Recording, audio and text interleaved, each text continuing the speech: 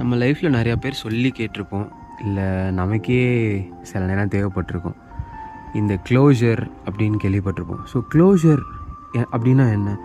So ரிலேஷன்ஷிப்பில் இருக்கோமோ இல்லை ஏதோ ஒரு பாண்டிங் இருக்குது, அந்த பாண்டிங் கட் ஆகுது. ஆனால் அதுக்கான ரீசனே எனக்கு தெரியல.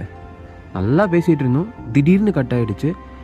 ஏன், என்ன, எதுக்கு அப்படின்றது தெரியல. ஸோ எனக்கு க்ளோஷர் வேணும் அப்படின்ட்டு நம்ம நினச்சிருப்போம், இல்லை நம்மளை சுற்றி இருக்கவங்க நினச்சிருப்பாங்க. க்ளோஷர் தான் கொடுக்கணும் அப்படின்ற அவசியம் இல்லை. All we need is understanding. அவங்களுக்கு பிடிக்கல, அதனால் நமக்கு கிடைக்கல, அவ்வளோதான். It's that simple. அதை விட்டுட்டு எனக்கு க்ளோஷர் வேணும்னு அவங்க பின்னாடி போய் கேட்டாலும், என்ன ரீசன் சொன்னாலும், சம்டைம்ஸ் ரீசனே இருக்காது. End of the day hurt ஆக போகிறது என்னமோ நம்ம தான். ஸோ க்ளோஷரை தேடி போகாமல் ஒரு அண்டர்ஸ்டாண்டிங்கோட நம்ம லைஃப்பை க்ராஸ் பண்ணி போகணும் அப்படின்றது என்னோட கருத்து. நீங்கள் என்ன சொல்கிறீங்க அப்படின்றத கமெண்ட்டில் சொல்லுங்கள். தேங்க்ஸ் ஃபார் வாட்சிங் பீப்பிள். பாய்.